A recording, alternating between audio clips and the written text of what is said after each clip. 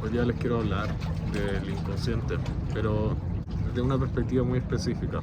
Les quiero hablar del inconsciente en lo que concierne a la fenomenología y al existencialismo. Y la razón por la cual estamos hablando desde esta perspectiva es porque, prima facie, a primera instancia, ambas niegan la posibilidad de inconsciente. Las niegan por razones similares, pero que son sustancialmente distintas, e incluso distintas personas o distintos autores dentro de estas dos tendencias, que son la fenomenología y el existencialismo, lo niegan por distintas razones. ¿Qué entendemos como el inconsciente? Yo creo que la formulación freudiana es como la manera natural de entenderlo.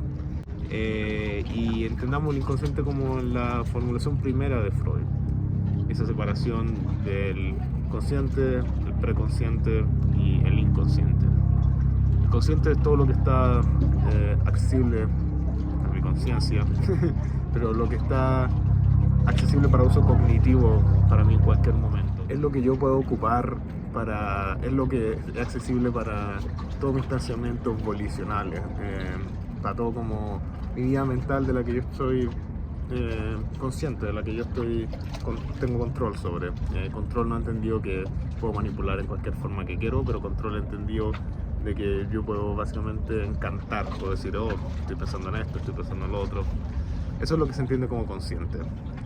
El preconsciente son ideas que tal vez no tenemos cognitivas, pero rápidamente se vuelven disponibles para nuestro consciente. Y entonces el preconsciente sería algo como los números de teléfonos que tenemos recordados. Esas cosas existen en nuestra memoria y son accesibles a cualquier momento, pero no son instancias de conciencia en cualquier momento. Cuando yo pienso ahora, no estoy activamente pensando en todos los números de teléfono que tengo recordados. Entonces estos existen como en ese espacio liminal del preconsciente. No son meramente memorias, porque estos son también elementos cognitivos que podemos usar para entender como nuestra actividad cognitiva completa. Y después tenemos el inconsciente, y el inconsciente es todo aquello que modula nuestro comportamiento y tiene efectos en nuestros estados de conciencia, pero que no toma esa forma de ser admisible, de ser utilizable, de ser visible para nuestras facultades cognitivas. Es todo lo que nos mueve sin darnos cuenta. Y ese es el inconsciente, muy resumido obviamente. El inconsciente es un gran problema para la fenomenología y el existencialismo, porque la fenomenología y el existencialismo ambas son filosofías que se fundan en la plena conciencia. Y la plena conciencia es podemos entenderlo muy básicamente como una transparencia a lo cognitivo, que todo lo que es para nosotros es transparentemente nuestro proceso de cognizarlo. O puesto de esta manera, que todo lo que nos pasa es algo que es en prima facie entendible para nosotros. Otro avión. Acá puede igual tener sentido que ya describa un poco qué es la fenomenología y qué es el existencialismo. La fenomenología no es necesariamente una ciencia, no es necesariamente una posición filosófica. La fenomenología es más como una cosa híbrida entre estas dos posiciones. Básicamente la fenomenología plantea que la experiencia, y la experiencia ahí van a ver entendida como lo que nos pasa a nosotros, tiene estructuras que son rígidas, que operan así como si fuesen leyes, pero que no necesariamente se pueden clasificar de una manera completamente coherente como lo que entendemos, por ejemplo, con una ley de la física. La física plantea cómo existe el movimiento de la materia en el mundo fenomenal, como se parece para nosotros, pero eso no está visto de una perspectiva del sujeto que experimenta, sino estamos haciendo un proceso de abstracción de muchas subjetividades. Es como visto desde la perspectiva del mundo. Positamos que existe un mundo más allá, entonces la física lo que está haciendo es desentrañando las leyes que operan en ese mundo que está más allá. La fenomenología dice no, hay leyes que aplican a nuestra experiencia no sin la necesidad de presuponer un mundo allá, que hay leyes categóricas de cómo nosotros nos relacionamos al mundo sin tener que verlo de una manera desde la tercera persona o como se entiende vulgarmente, objetivamente. Existen leyes de la subjetividad que la hacen tomar cierta objetividad cuando ya ocupamos objetividad en el sentido no vulgar. Entonces esa es la fenomenología. La fenomenología posita que estas leyes son descubribles a través de lo que se llama un proceso de variación eidética. La variación eidética plantea que si tomamos la experiencia y empezamos a variarla en todos los sentidos que podemos imaginar, usando la imaginación, por ejemplo, nos imaginamos una instancia de experiencia con factores que son distintos a los que nos imaginamos en ese momento. También lo podemos hacer viviendo muchas cosas, podemos tomar muchas experiencias similares que las vivimos de manera distinta y ahí le estamos variando su contenido.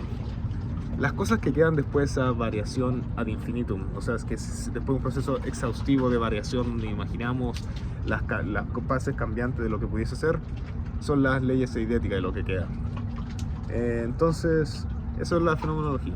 Y obviamente uno puede ver ahí que causa muchos problemas, porque parte de la presuposición que nuestra experiencia es completamente accesible a nosotros, que todos los elementos cognitivos que se presentan van a estar ahí y que nosotros vamos a poder esquematizarlo, que vamos a poder definir todo lo que es accidental y que son efectos secundarios de la variación idiática y lo que es necesario.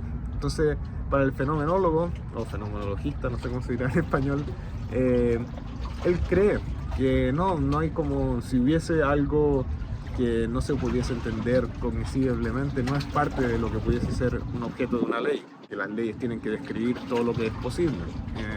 Entonces ahí hay la tensión. El existencialismo no es una posición epistemológica o epistémica, como sería la fenomenología, sino es una posición normativa ontológica. Pero es muy similar porque muchos de los existencialistas eran fenomenologistas. Pero el existencialismo plantea que lo que somos, y esto es distinto a lo que es algo que carece de esencia o que carece de substancia, también podemos ocuparlo. Que lo que somos no está delimitado completamente. Que lo que somos es un exceso que va más allá de la necesidad. ¿A qué se refieren con esto? Se refiere que somos objetos, somos sujetos, pero eso no precede lo que originalmente somos. El ser humano está delimitado por su cuerpo y por los lugares a los que el cuerpo lo puede llevar. Está limitado por el tiempo y eso limita su pensamiento. Entonces el ser humano es un objeto y tiene todas esas limitaciones. Pero también el ser humano tiene la capacidad de negar todos esos aspectos que lo limitan. Yo puedo identificarme con el tiempo y puedo ver cómo el tiempo involucra todo y limita todo lo que yo hago, pero siento que soy algo más allá que el tiempo. Lo mismo pasa con mi cuerpo. Si intento buscar en mi cuerpo lo que me define a mí mismo, rara vez podría decir que es algo más allá de que es mi cuerpo en vez de otro cuerpo. Y lo mismo pasa con el tiempo. Porque compartimos tiempo con otras personas, compartimos espacios con otras personas. Lo que somos es algo inefilible que no se puede identificar en ninguna de nuestras limitaciones factibles, pero algo intrínseco de lo que somos es que estamos limitados por esas cosas factibles. Lo que somos entonces son un set de instanciaciones objetivas, pero al mismo tiempo somos algo que va más allá, que elige instanciarse. Y lo que pasa es que el existencialismo toma esta perspectiva de el sujeto que queda más allá muy seriamente, porque el sujeto que queda más allá, ese no ser que, como lo llama Sartre, es el que determina las instancias de ser. Entonces, por ejemplo, si yo quiero ser jugador de fútbol, mi no ser toma esa elección y me vuelve o me intenta ser jugador de fútbol. Aunque fracase y me lesione, fue la decisión de mi no ser la que últimamente me hizo lo que soy. La ola me van a mojar con tu madre. Pero sí, eso, el no ser ese sujeto más allá, es últimamente el sujeto que delinea lo que yo puedo ser y es el último árbitro, es el que legisla lo que últimamente podré hacer. Ese sujeto que queda más allá, entonces, bajo el existencialismo, es completamente responsable por todo lo que le pasa.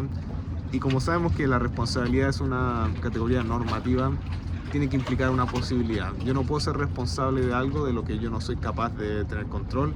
Entonces, para el existencialismo es muy importante que yo pueda tener control sobre todo lo que me pasa, que sea responsable de todo lo que me pasa. Entonces, que todo eso entre en mi conciencia, que sea parte de mis procesos cognitivos.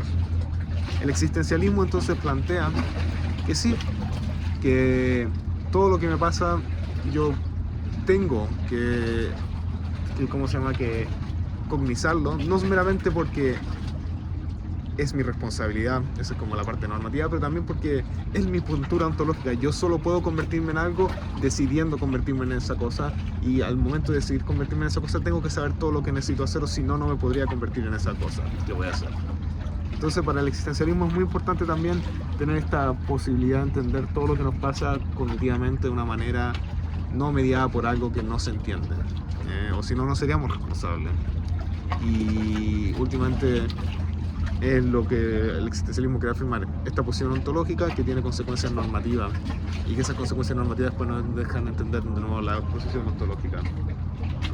Podemos ver dónde está ese conflicto, porque ambas posiciones requieren una necesidad completa de entender lo que nos pasa, de que lo que nos pasa sea un objeto para nuestra cognición, para la fenomenología, porque todo lo que involucra la experiencia personal se rinde a base de leyes. Entonces, si hay contenido que no puede ser puesto en como lenguaje cognitivo, es contenido que no podría ser últimamente parte de estas leyes subjetivas que queremos desarrollar. Y lo mismo pasa con el existencialismo, porque el existencialismo dice que para hacer algo tenemos que volvernos esa cosa, y para volvernos esa cosa tenemos que entender esa cosa que vamos a hacer, y entenderla no en que entendemos todas las implicaciones que tiene que entender, pero que esté definida rígidamente, que sea como un objeto para la conciencia. Pero el inconsciente nos presenta con cosas que no son objetos para la conciencia. El inconsciente, como lo define Freud, es una estructura como una válvula de presión. No funciona con palabras como funciona nuestro consciente, funciona con presiones. Él también hace como metáforas topográficas, como de presiones en terreno. Es como una válvula, está operado por fuerzas que son de una manera de escribirlo completamente distinta. Entonces tenemos un problema, porque el inconsciente parece ser una realidad empírica, y a medida que uno crece y a medida que uno hace más trabajo de reflexión personal, uno se da cuenta que el inconsciente domina muchas de las cosas que hacemos. Cuando, no sé, se nos queda algo en la casa de una persona, rara vez es un accidente, porque involucra como un deseo de encontrar esa persona de nuevo. Uno no deja las cosas por accidente, uno las deja inconscientemente porque quiere volver a ver a esas personas. Uno a veces dice cosas pesadas a una persona que uno quiere mucho, y es para probar ese amor, por ejemplo. Si ese amor que uno tiene con esa persona sustenta cosas pesadas.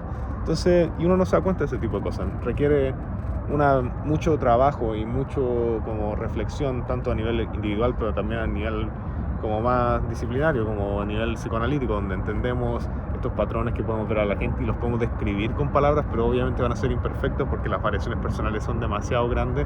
Podemos hablar en lo abstracto.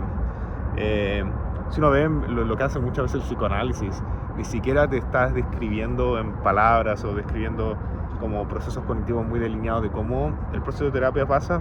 Lo que pasa en el psicoanálisis muchas veces es que nos vemos enfrentados a un terapeuta que también es una válvula de presión, y al discutir con el terapeuta que es una válvula más controlada, aprendemos a controlar nuestra válvula, pero más como aprendemos a andar en la bicicleta, no a través del entendimiento, pero a través de como una fuerza así fisiológica que es media extraña.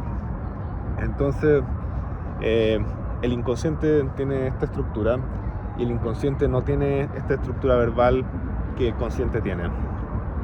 Y también vemos que el inconsciente parece una verdad verídica, o sea, de nuevo, como dije, anécdotas personales, pero también uno los puede encontrar en las prácticas, o sea, tenemos mucha evidencia de que la gente hace cosas de las que no quiere. Entonces, ¿cómo hacemos esto? Porque la fenomenología y el existencialismo están diciendo cosas que son importantes.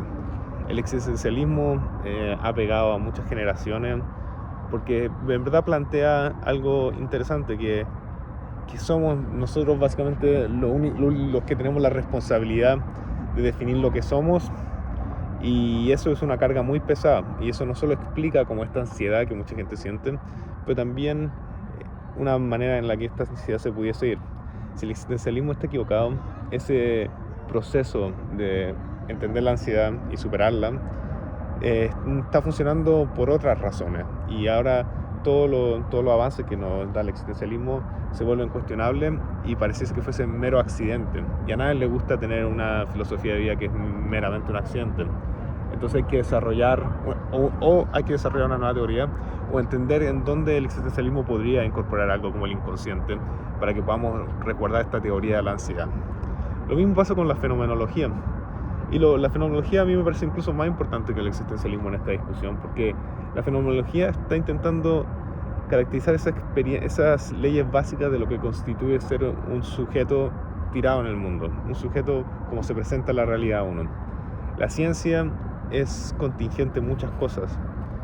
Una base económica suficientemente grande para compartir los resultados de la ciencia, métodos matemáticos desarrollados de manera contingente, pero también métodos matemáticos que no son accesibles para todas las situaciones posibles de una persona. Por ejemplo, entender el cálculo, y mucho de nuestro entendimiento de las leyes de la física está derivado de un entendimiento primario del cálculo.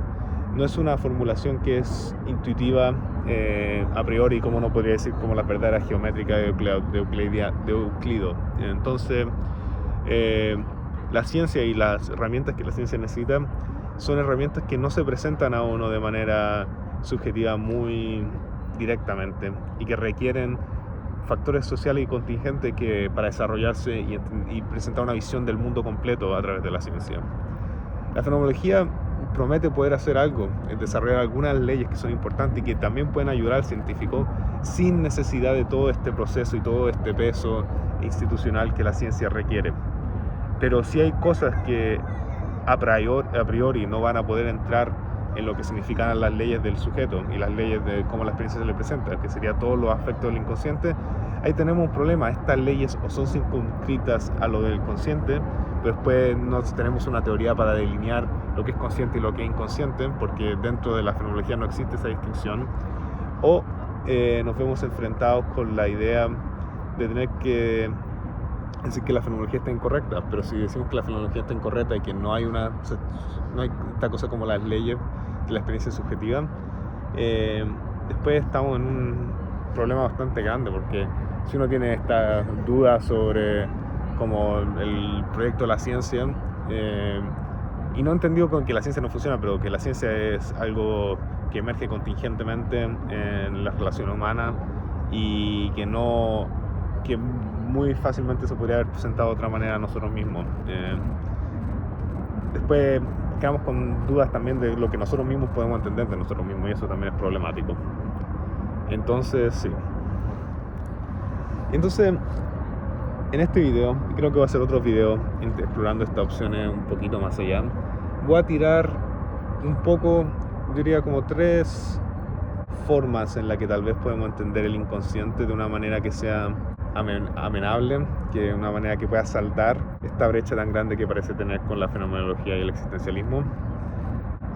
La primera idea que es una interpretación de psicoanálisis de parte de Lacan, y Lacan plantea que el inconsciente, aunque tiene una lógica que es una lógica no representacional en el sentido dicto, que no es de relaciones hacia el mundo y de representación del mundo, tiene relaciones de representación dentro de su propia lógica. Entonces, y acá vamos a hablar de manera muy vaga porque este sistema es algo complejo.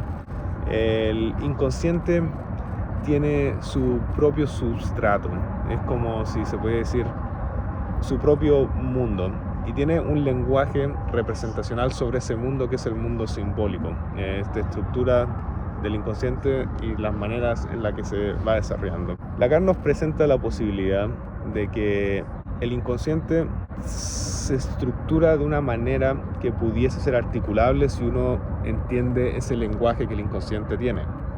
Y esto nos presenta una posibilidad que podría salvar la fenomenología y el existencialismo, porque si entendemos este lenguaje del inconsciente, podríamos hacer, también requeriría como de un desarrollo teórico, pero en principio podríamos esquematizar para la conciencia o para el inconsciente modelos que dentro de cada lenguaje respectivamente depicten la parte, incluso aunque no sea de manera perfecta, pero de una manera axiomáticamente perfecta, lo que pudiese ser otra vez.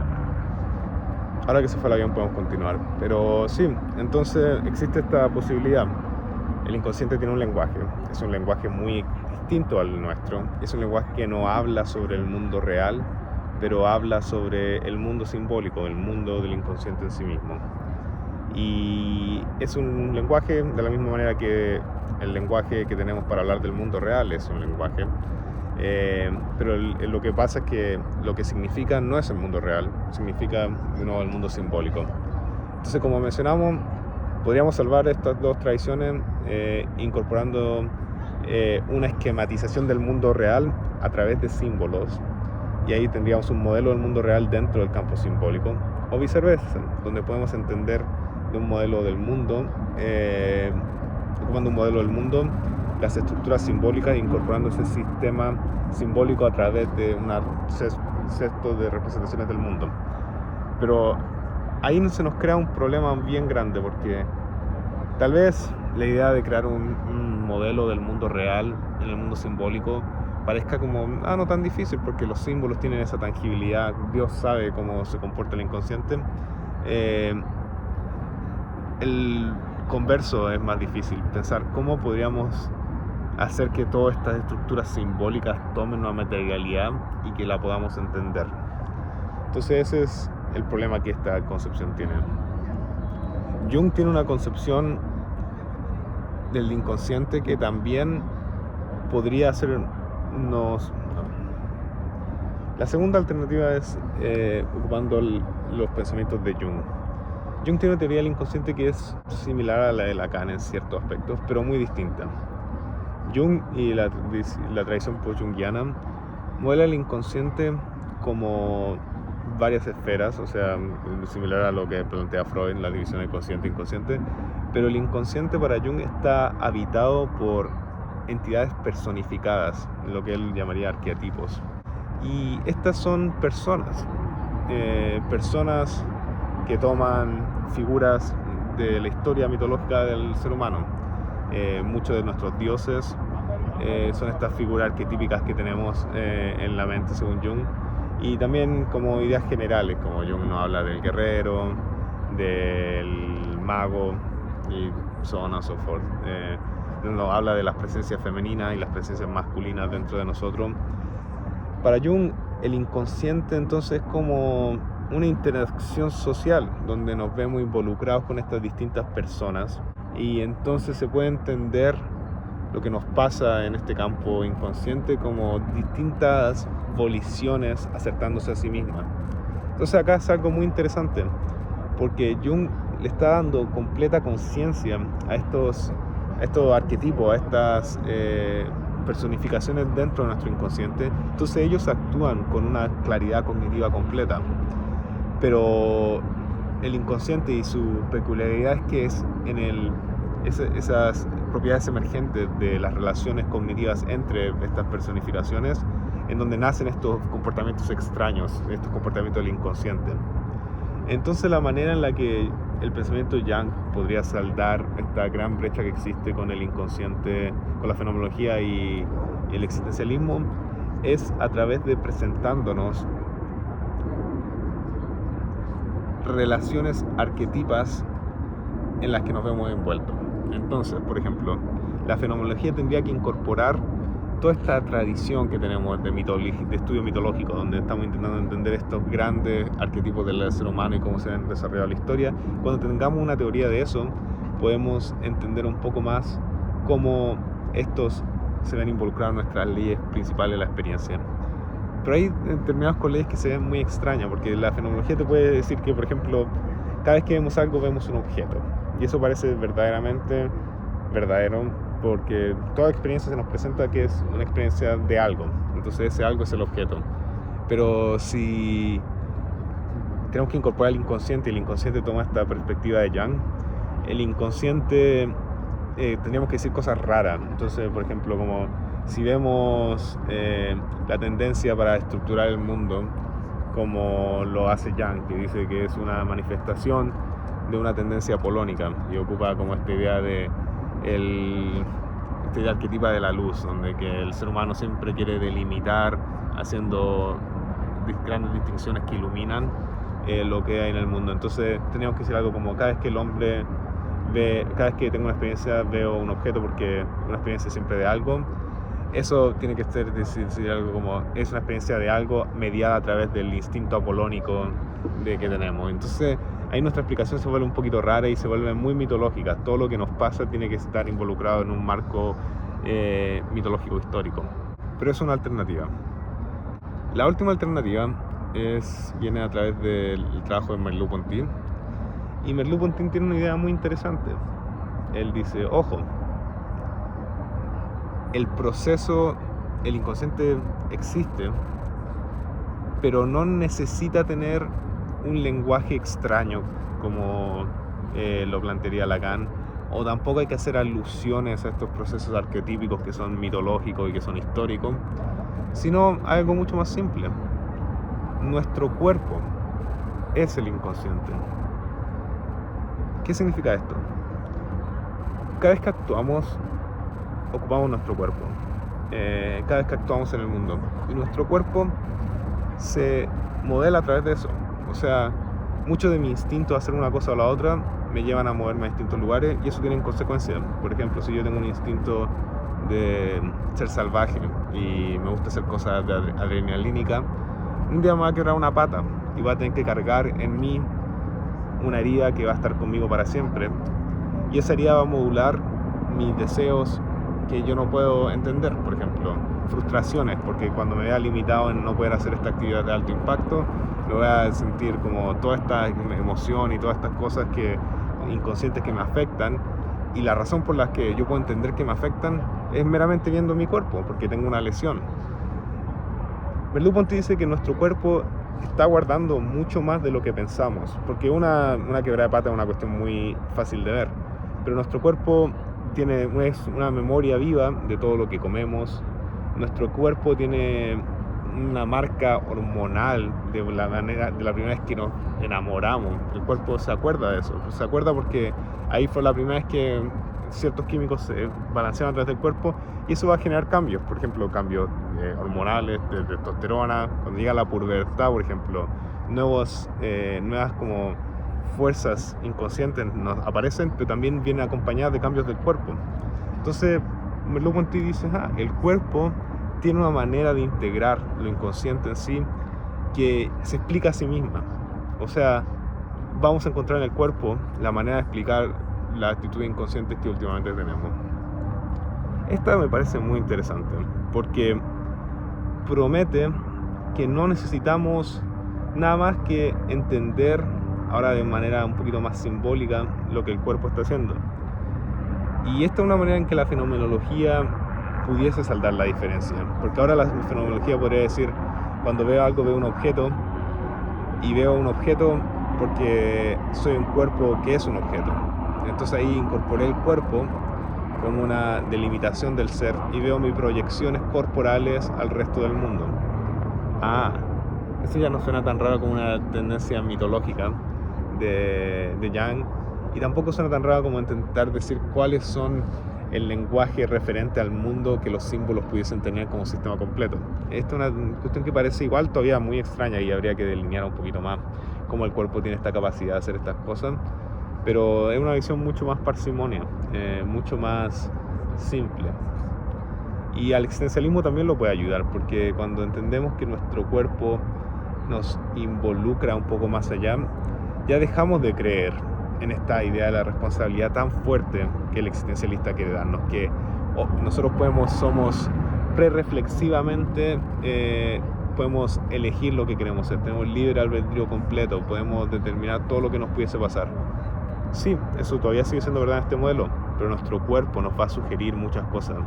En nuestro cuerpo va a haber impulsos que son muy fuertes, impulsos que llegan a afectar la subjetividad. Cuando yo tengo una pata rota, la pata rota determina las distintas formas en las que yo voy a desear ser en el futuro. Sí, pues tú tienes la respuesta correcta sobre esto. Entonces, sí, me parece que esta es una manera tentativa en la que lo podemos saldar. Y tal vez podemos hacerlo a través de todas las tres, porque obviamente el cuerpo tiene que tener una manera de lenguaje o de sistema. Tal vez podemos decir que Lacan, ese es el sistema que últimamente se manifiesta en el mundo real, que él es el lenguaje del cuerpo, porque el cuerpo es el referente de todo lo que nos pasa simbólicamente. Entendible, interesante. Y podemos incorporar también la parte junguiana, que los cuerpos tradicionalmente en la historia han tenido estos destinos, el destino del guerrero, el destino del mago, y han sido mediados por estas fuerzas positivas, o estas fuerzas masculinas y estas fuerzas femeninas. Entonces, ese es el video que quería hablar de hoy día. Me parecía interesante pensar cómo uno pudiese saldar estas diferencias. Creo que hay mucho más que decir, pero creo que tal vez voy a subir otro video al respecto de esto en el futuro. Pero eso sí. Hasta luego.